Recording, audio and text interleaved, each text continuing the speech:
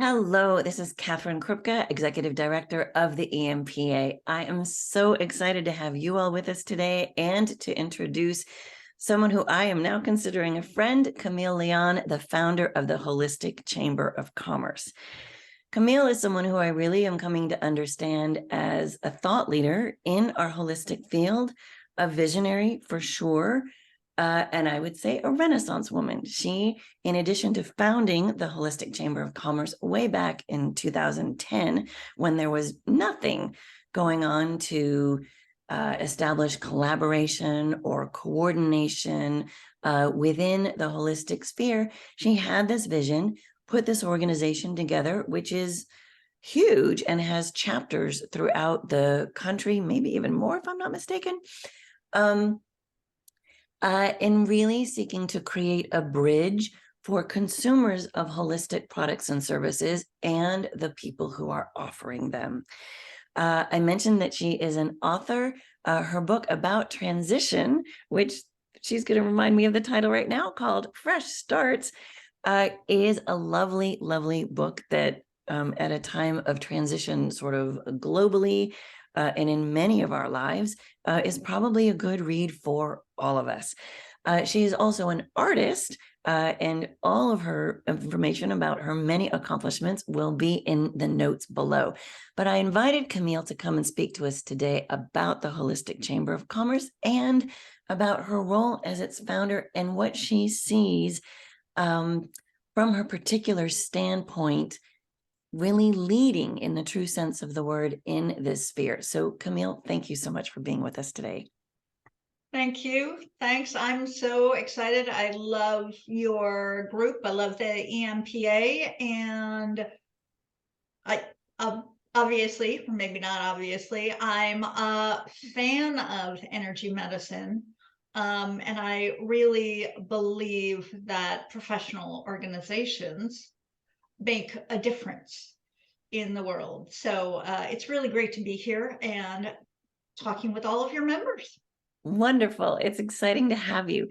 So some of our people are probably familiar with HCC, the Holistic Chamber of Commerce, and others not.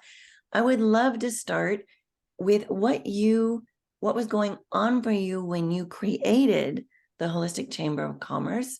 2010, what was the gap that you were seeking to fill?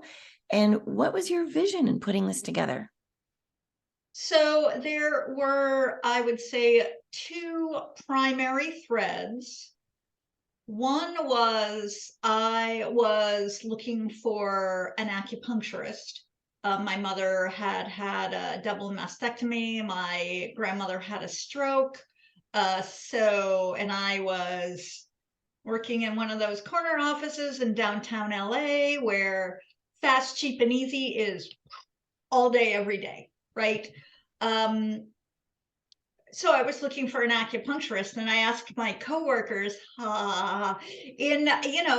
you think of LA as very liberal and progressive, Yeah. and my coworkers were like, acupuncture? They use needles, and is it covered by insurance? So, in an area where you would think that people would, yeah, oh yeah, I love, Jackie Smacky, she's a great acupuncturist. No. So that was part of it, was creating an online directory. But think back to 2010, right? There were not a ton of online directories back then. And I was introducing, still am actually, mainstream consumers to holistic techniques, holistic specialties, holistic modalities, saying you should try this. It's worth your time. It's worth your money. It's worth your discretionary income, because we recognize some of this stuff is just not going to be covered by your insurance, and it's still worth it.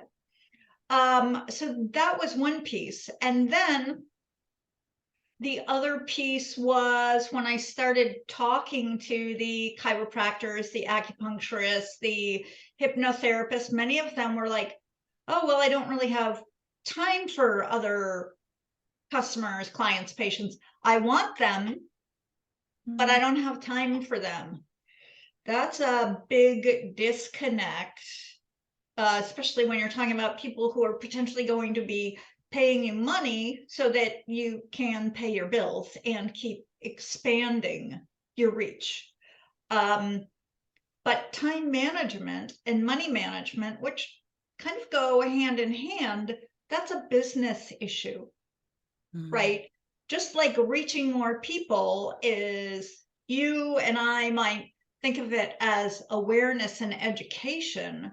The business term for that is marketing. Marketing is just a business word for, I want to increase awareness and education around what I'm doing. But, you know, if you're so focused on the healing and health and wellness aspects that you're not paying any attention to how do you pay your bills, then okay, where attention goes, energy flows. That means then maybe you're attracting a bunch of people who want what you do for free. Well, that's, how long is that going to last? And people who can afford to pay you aren't going to be attracted to the freebies because they're looking for people who value their time, their education, their expertise. Anyway, so that was probably a long answer, but those are really the two things that got us kicked off in the very early days. And the reality is we just keep fine tuning them. It's not like the Holistic Chamber of Commerce has changed in terms of what our vision is.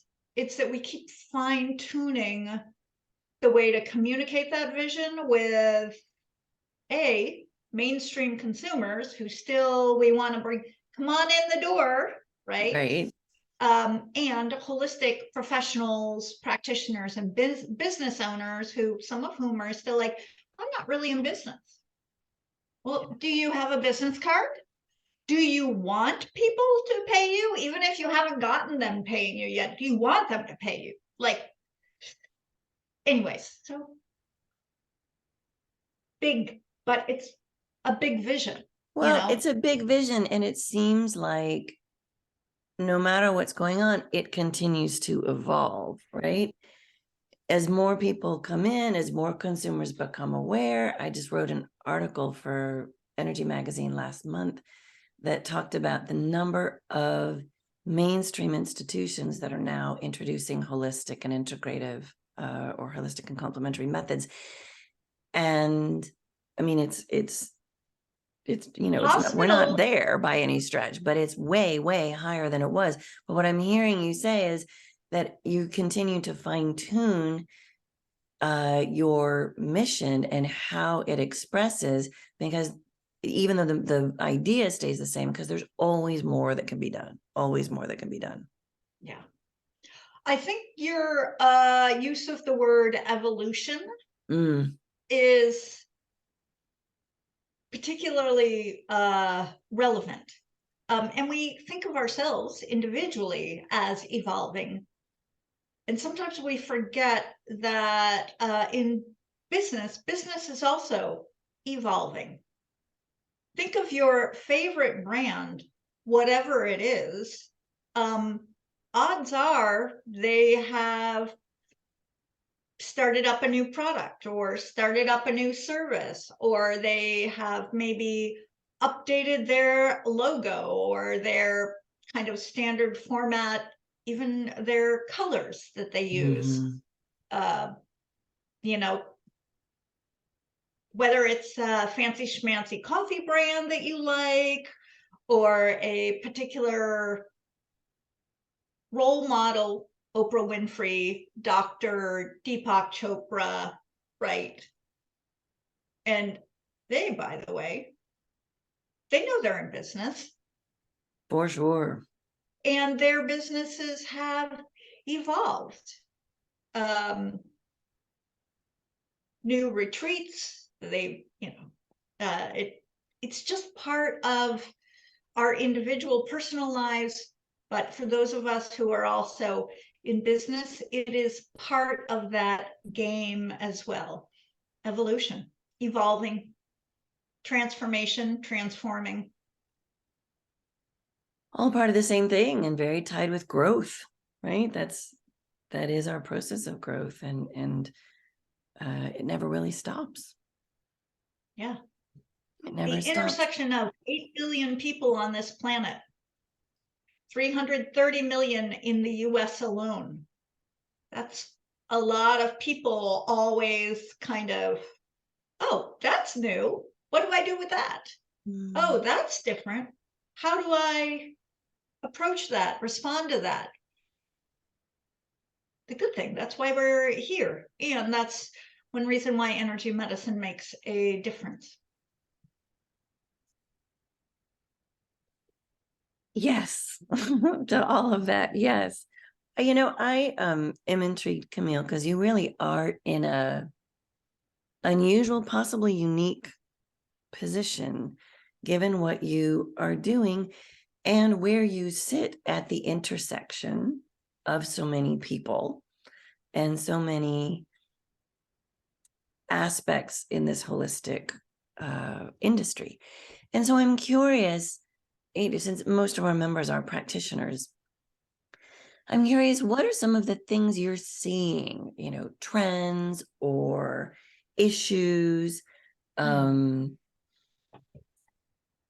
commercial, regulatory,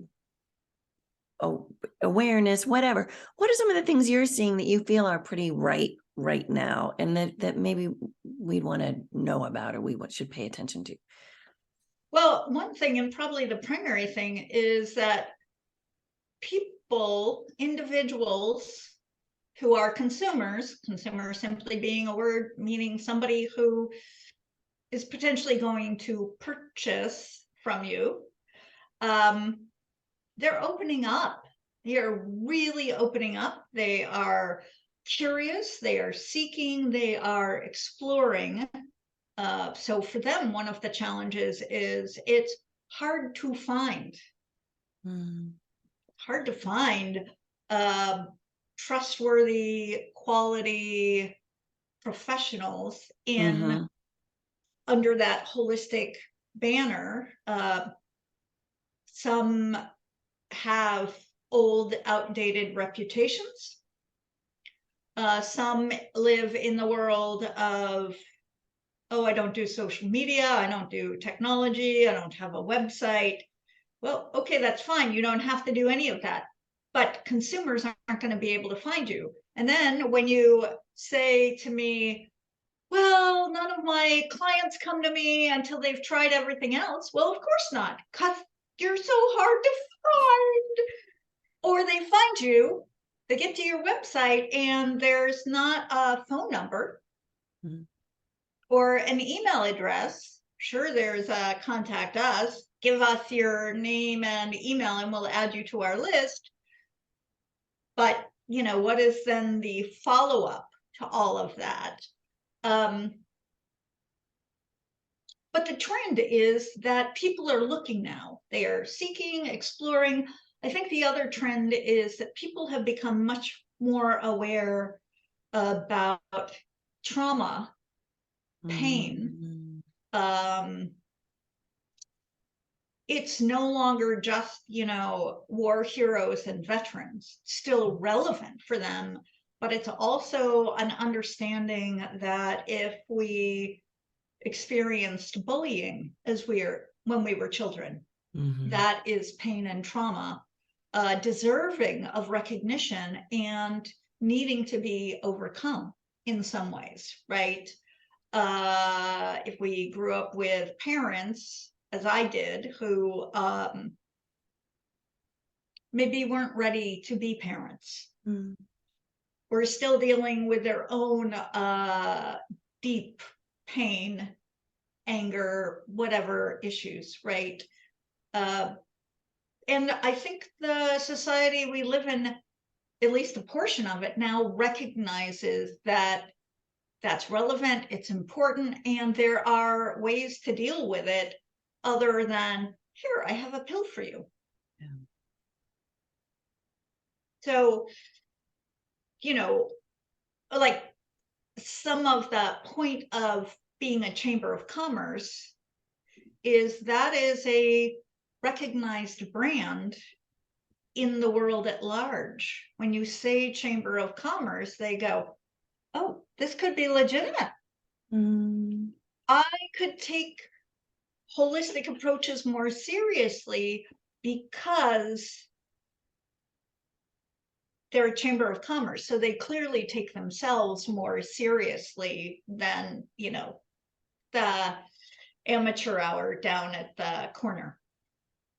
Not that there are any, other alternative names for holistic types. Well, Airy fairy. no, but I'm finding a thread among these three things that you just brought up. One being that people are looking for this more and more. Yeah. That really almost four threads, or one thread among four things. Another is that we really get to, as individual offerers of a holistic good or service, we get to really keep up with how people are looking. If we want to be found, we get to be aware of how people are looking and meet that. Right? That like sort of the onus is on us there. Yeah. And interestingly, when you were talking about the seriousness with which people will take the idea of chamber of commerce, it brings up the notion of how do we, because it's a question we hear a lot, and as a professional association, one of the things we really do is focus on how do people present themselves as professionally and stay safe in their practice to be highly professional and all of these things, but that we as individuals and we as an industry get to be thinking about our professional presentation, if you will. Mm-hmm.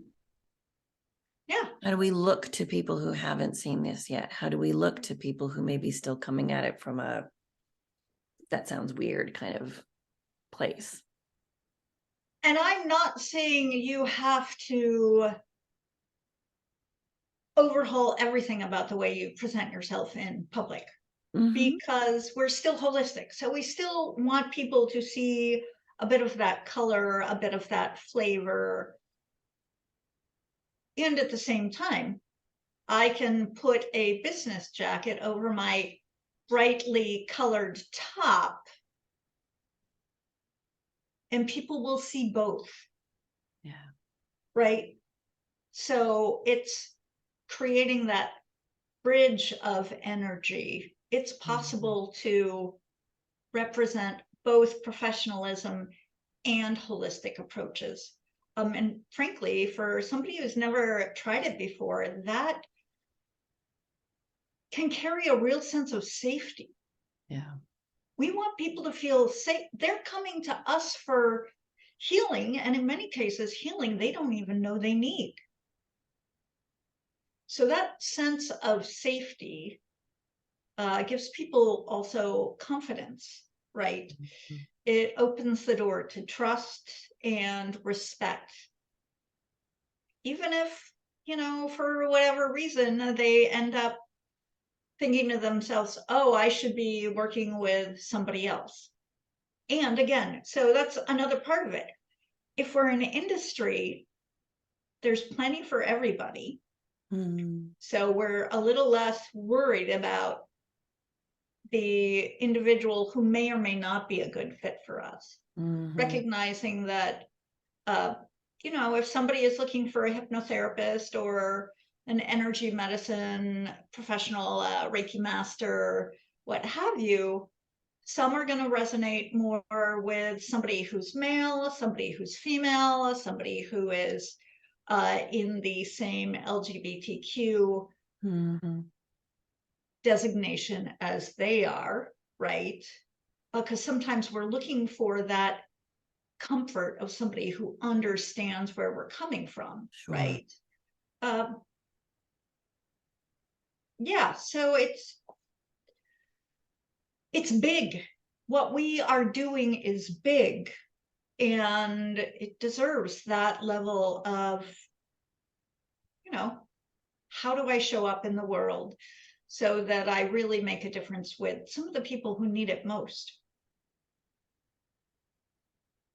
For sure. It's interesting. Make a comment, and then I've got another question I'd love to ask you as well.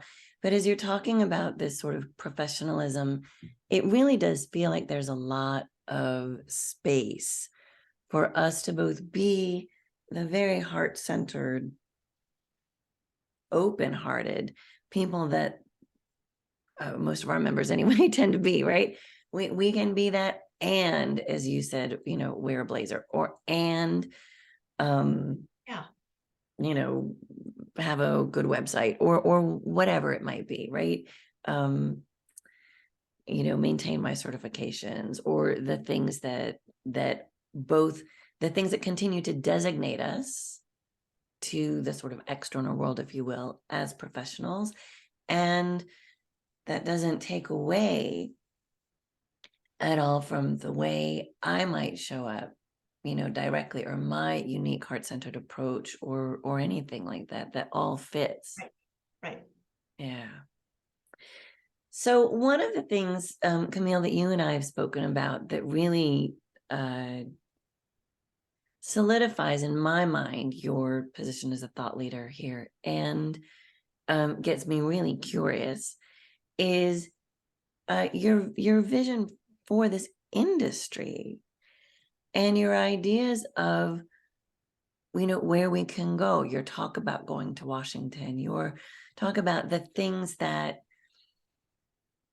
might be possible. And I'd love to just invite you to expound on those a little bit, because as our members are people within this industry, it's beautiful to hear from someone who also has the big picture.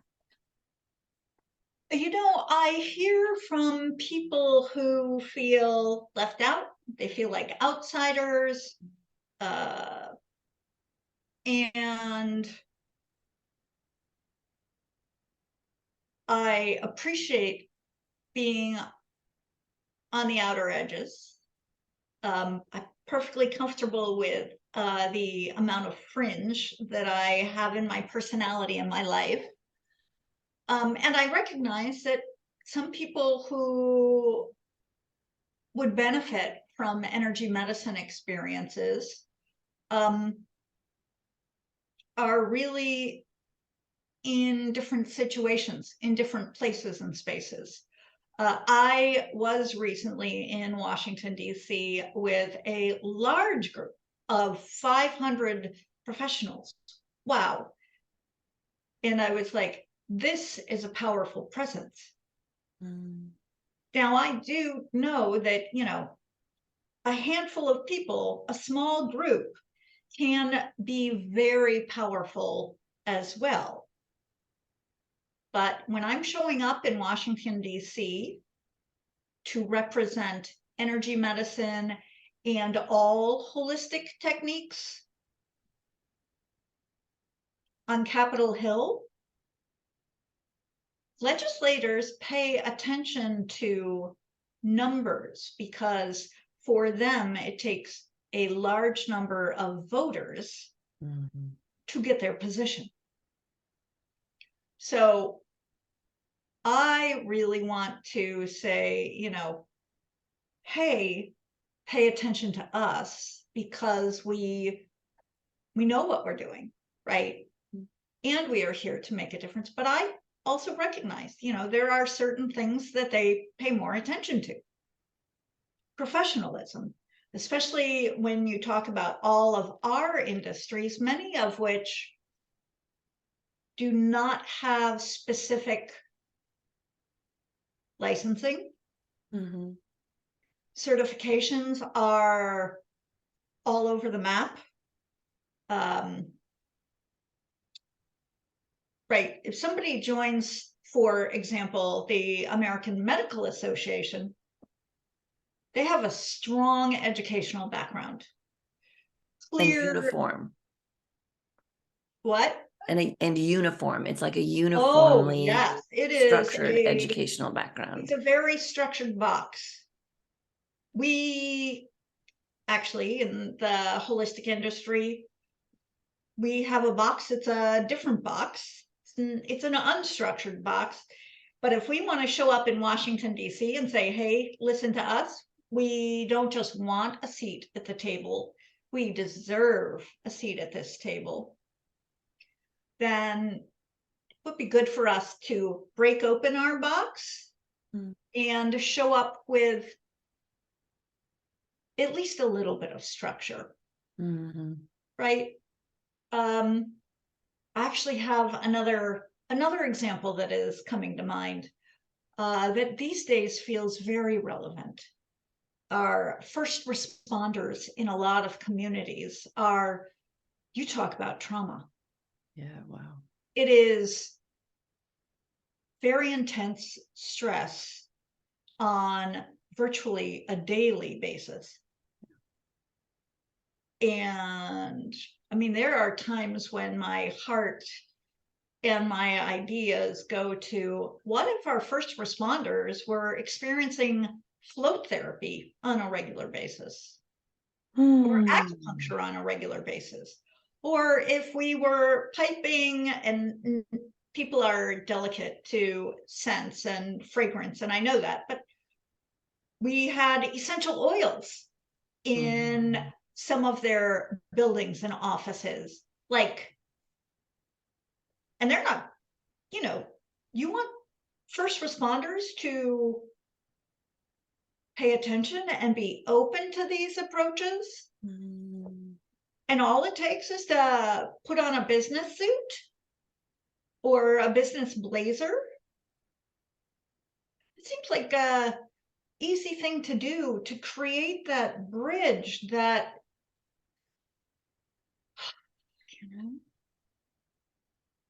That's an interesting aspect that you're raising, like when you talked about going to Washington and the idea of taking a group of holistic practitioners or something, and what that might look like and what would be needed. It was very that really drew something from me. And I'm also really captured by what you're saying about, what if we as an industry, or we as a I don't know, interest group, I don't even know what I would call it. That's not the right word. Like interest But group went to, not even to Washington, but went to another industry, like first responders, or on a local level, went to the local firehouse or the local police station or the first responders union or whatever exists. I don't know, right? And offered something. And I'm sure there are people out there doing this now, and I just don't know about it, right? But these are interesting ways that we might even that changes can be made, that inroads can be made, even on local levels. Or I think for first responders, local level is potentially the better, more effective way to start. It is much more of a grassroots approach. And in terms of whether it's being done now, here's what I would guess. I would guess that holistic practitioners, with the hearts that they have, are going to shelters. They're going to domestic violence shelters. They're going to homeless shelters. They're going to recovery shelters. Places where we tend to think there are people who are needy, who need us. And we're forgetting that some of the people who need us most don't show up as needy. That doesn't mean they don't need us. It means that we're looking at them go, strength, power, right? Very structured people. So also really kind of out of, and like even a little bit out of my comfort zone. I'm not, I'm not just going knocking on that door and like, hey, how are you? Would you, right. Boy, I have an idea for you. Let me give you this basket full of goodies, your little holistic goodies. Have fun. Right. So and on some level, my brain, just having this conversation, I'm like, wow, this is an interesting door to open, but it's also a long-term door. It is not I'm going to go knock on this door and they are going to open it up and say, oh, yes, bring us your, right.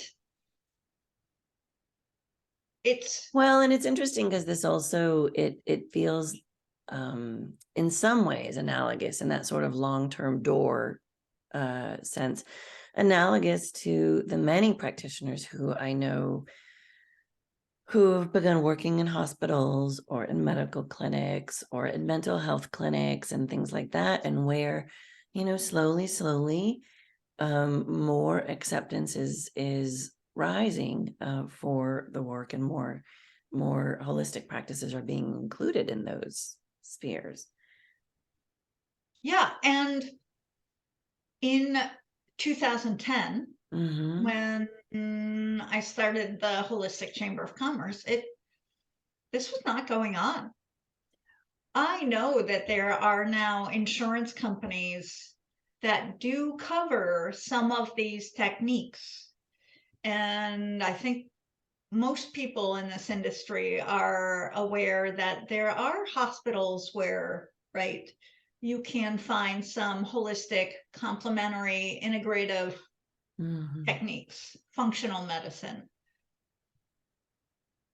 There's still a lot of room for us to grow and expand what we're doing. It's a $1 trillion industry. Wellness is now a thing, right? But you've got to find the wellness approach that works for you, your body, your mind, your spirit. And I also say business, budget, planet, because it's hard for my body, mind, spirit to be fully healthy Mm-hmm. if I don't have enough money. True. And so that is another part of I think the Chamber of Commerce bridge, from my point of Mm-hmm. view, is it's okay for money to be part of the conversation. Yeah.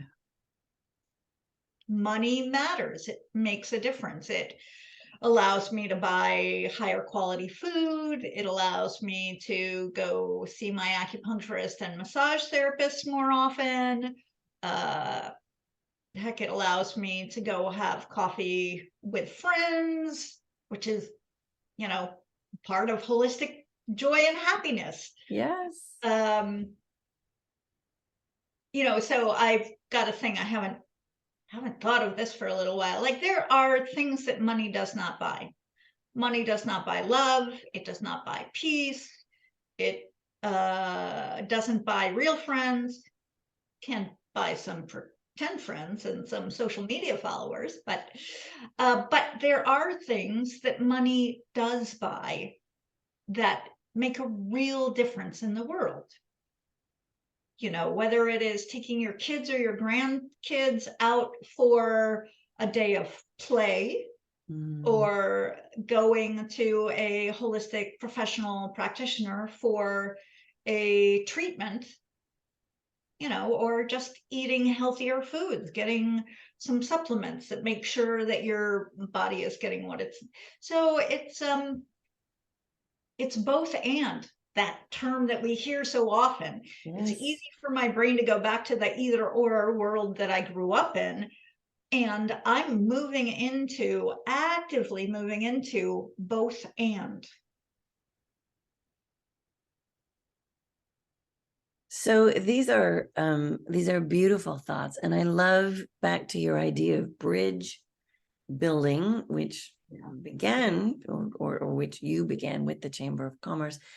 But even in our conversation, I'm hearing you create bridges, which clearly is something about the way you think and how you see the world and how you engage with it. I mean, even the number of different things you're involved in with the art and the writing and the HCC and other groups you're involved in, these are all bridging, and that's very beautiful and actually quite holistic in itself, right? Bridge building is part of that. So I want to thank you for sharing that. I would love to ask if there's one last pearl drop of wisdom, one last bridge you might want to build for us, or one little thing you might want to leave our members with. You know, I think what it really comes down to is staying supported. So that key piece of wisdom is you don't have to do it alone. We don't have to do it alone. Connect with and join with your people and your tribe. So there are, like, get connected to a community that is supporting you. Because if you are creating a bridge to people who are unconnected, you need to stay connected and supported. And frankly, none of us can do it all alone. We just can't. So that's it. Stay supported. That's why I love groups like the ENPA. It's also part of what I see as, and partly why we love HCC. Like, it's the big value for all of our members in both of our organizations is you've got that connection to support. So that's it. That's my, that's I almost don't want to say anything because that's a wise place to just drop the mic and let it sit. And I will, what really comes up for me as I hear you say that is how, and maybe this is just the decade or the period where I was coming of age myself, but there was so much emphasis on, do it yourself, the, independent, that go out, make it happen. And, it's the, what is that phrase? Like the bloom is off the rose or something like that. What's that phrase? yeah, I know. But I think we're seeing now that it really doesn't work that way. And it's, Or we can only go so far on our own, and then we go further together. and the thing that occurred, like, so many of us, and especially like so many of us are working at home, in home offices, all alone. So that's where the temptation leads, is to the, it's all me, it's all on my shoulders, I got to figure it all out. It does not have to be that way anymore. That is some of the beauty of the recent world evolution. Yeah. We now know that we can connect whether or not we can get to another location. Witness us here right now. Yeah. I'm in California and you are in Texas, and our members are everywhere. Yeah. Like, that's beautiful. Yeah, it is. So awesome. Camille, this is beautiful. You are wonderful. I'm so glad that you joined us today. And I celebrate what you are about and how dedicated and how much energy you have and are able to put into all of these passions of yours. I really respect you and really admire what you're up to. So thank you very much. thank you. Thanks. This was fun and a real pleasure, honor. And thank you to all our members and everybody watching. I encourage you to learn more about HCC. And, this is good food for thought for all of us to chew on as we move forward in our own individual careers and practices, and as we move forward together in our collective forms as well. So thank you again. Thank you, everyone. Be well.